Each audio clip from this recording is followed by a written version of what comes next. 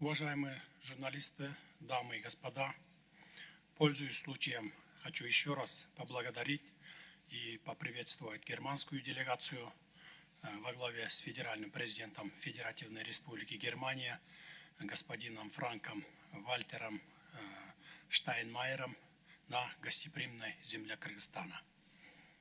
Данный визит, несомненно, будет способствовать дальнейшему укреплению дружбы и сотрудничества между нашими странами. Сегодня мы провели содержательные и плодотворные переговоры с нашими германскими партнерами. В ходе встречи мы в конструктивном ключе и дружественной атмосфере обсудили широкий спектр вопросов двустороннего сотрудничества между Кыргызстаном и Германией, а также наметили дальнейшие совместные шаги по укреплению политического, экономического и культурно-гуманитарного взаимодействия. Выразили готовность к активизации взаимодействия во всех сферах, представляющих взаимный интерес.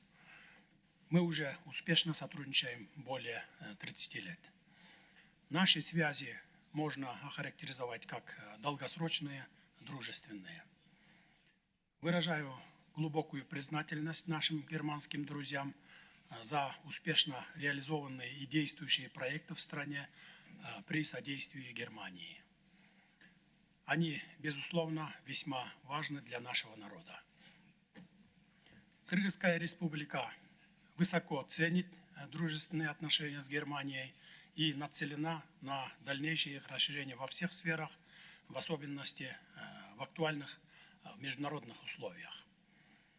Одним из конкретных шагов мог бы стать обмен визитами на высоком уровне для обсуждения конкретных направлений сотрудничества.